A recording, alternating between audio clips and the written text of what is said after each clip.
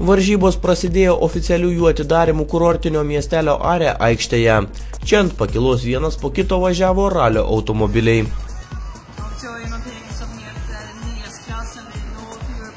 Deividas Jocius ir Gediminas Žliūvas ant pakilos užvažiuoti taip pat netruko. Hello, welcome. Hello. From which country are you? Lithuania. Pirmasis išbandymas sportininkams 3 greičio ruožai pirmąją ralio dieną. Visi jie buvo važiuojami tamsoje, tadgi dalyviams teko demonstruoti ypač tikslų važiavimą ir susikaupimą.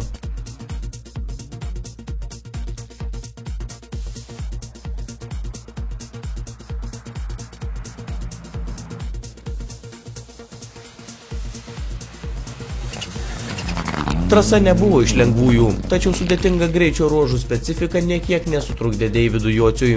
Priešingai, lietuvių ekipažas važiavo išties greitai ir tiksliai ir po pirmos dienos buvo 12 pozicijoje tarp geriausių sportininkų. Po paskutiniojo greičio ruožo tądien dar laukė servizo zona, kur Deividas dalinosi trasoje patirtais įspūdžiais bei kartu su komanda apžiūrėjo automobilį. Nors po vieno šuolio tramplinų buvo pažeistas interkuleris, tačiau defektas buvo pernelyg nežymus, kad trukdytų Deiviui užbaigti dienos greičio ruožus. Dvi mašinas pavėjau rūke kažkito mažiau. Šitos gavėjai? Visus ir tos atlikė dar kažkas. Pirmoji ralio diena baigėsi sėkmingai, tačiau jau kitą dieną vos atsisėdus už automobilio vairo Deividui teko įveikti beveik 30 km ilgio greičio ruožą. Kaip pusryčiams manytume pats tas. Yes, Davidas, how are you? Yes, you are doing very well, not so big problems today. In the first stage of the end, we lost the power because we jumping too much. Aha, okay, the power. We damaging intercooler. Ay. Yeah. But you repaired it yourself, Yeah. so now it's okay again. Yeah. What do you like this type of roads here? All roads very nice here. You think so? Yeah. Iš paskos Deivido automobilio nuskubėjome į kitą greičio ruožą. Tiesa, pervažiavimas buvo kiek netradicinis. Teko gana nemažą kelio atkarpą įveikti užšalusių vandens telkinių. Tokio tipo pervažiavimo nebuvo regėjęs net ir Tomas Stabingis, mes taip pat. Važiuojam pervažiavimų, priėzdų vadinamų. Pirmą kartą tikriausiai tokį per ledą, per ežerą. Tai yra taisyklė, kad laikytis atstumo 50 metrų nuo mašinos ir 120 km greičio. Tai va, gamta graži, labai įdomiai. Pirmą kartą tokia situacija. Deivis ir toliau demonstravo puikų ir užtikrintą važiavimą ir per antros dienos greičio ruožus iš 12 pozicijos pakilo į 8-ąją. Deividui pavyko išlaikyti aukštą tempą ir likę greičio ruožai situacijos nebepakeitė. Trumpai apžvelgsime galutinius bendrosios įskaitos rezultatus. Pirmieji ir greičiausiai į Faviken Winter ralyje buvo Pontus Tidemand ir Jørgen Nordhagen su Ford Fiesta S2000. Antrieji liko žiūrovų dėmesį kaustė Eddie Horbingas ir Bjornas Nilsonas su Ford Focus VRC. Tretieji finišavo 5 numerių pažymėti ir Evo 10 vairavę Jomi Džogė ir John Stig. Ne vieną žiūrovą privertė aikčioti 2 merginos – Ramona Karlsson ir Miriam Waldfridsson, kurios vairuodamos Mitsubishi Lancer Evo 9 tarp stipriausių užėmė 6-ąją vietą, įvarydamos šiek tiek baimės prieš varžybas moterų neįvertinusiems varžovams.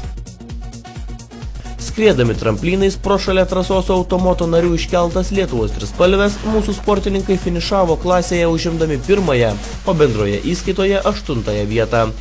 Štai kaip Deividas Jocius įvertino jo ekipažo pasirodymą. Puikiai. Davažiavome iki finišo.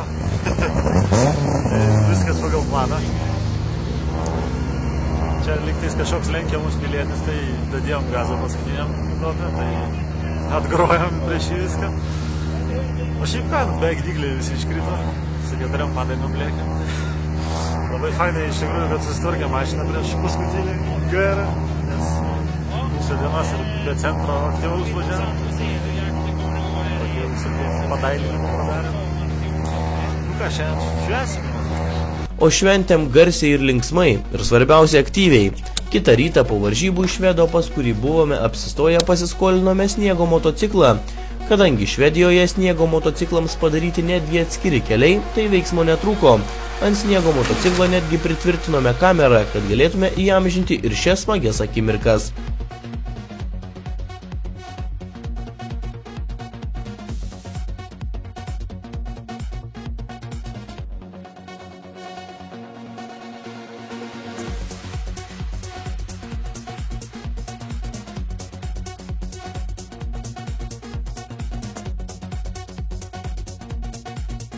Palakstę motociklu ir pakvėpavę grinų Švedijos orų nusprendėme nuvykti ten, kur oras dar šiek tiek praretėja.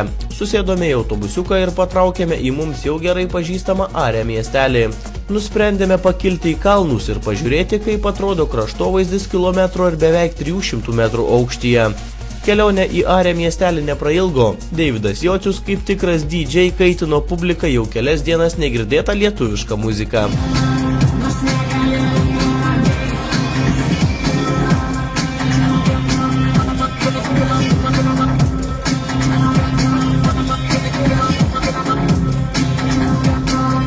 Nusipirkę bilietų sulipę į kabiną stebėjome, kaip tolsta žemė iš po kojų.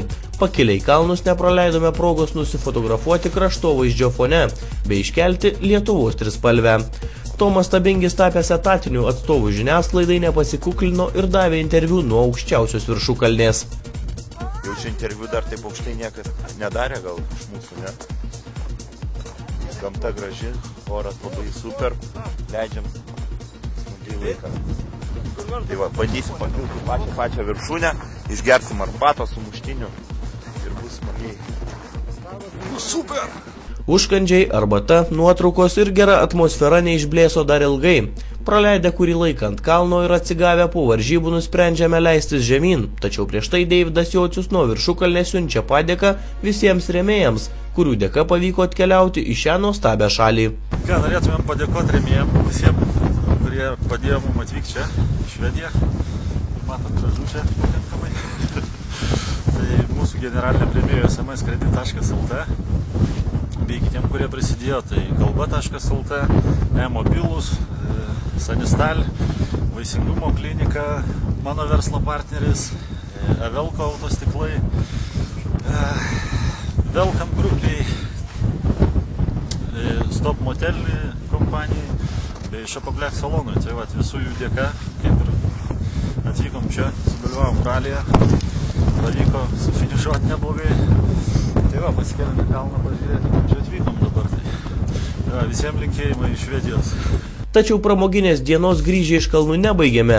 Kadangi sodybą planavome palikti kitą rytą gana anksti, tad nusprendėme švedui, pas kurį apsistojome, įkrėsti šiek tiek baimės ir adrenalino.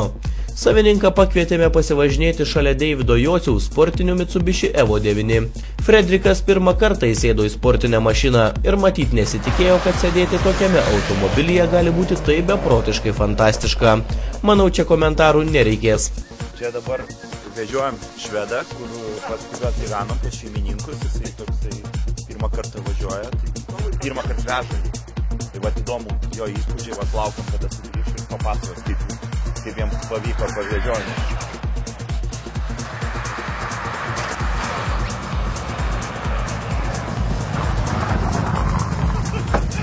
This was hell!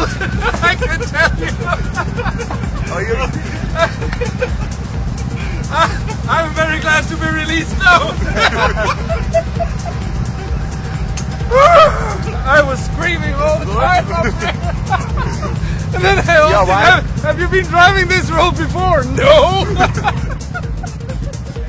Savaitė su gera kompanija prabėgo kaip diena, tačiau patirti įspūdžiai dar nekartą leis prisiminti ir bent jau mintimis grįžti į Švedijos trasas, o video įrašai bei nuotraukos bylos apie lietuvių ekipažo triumfą.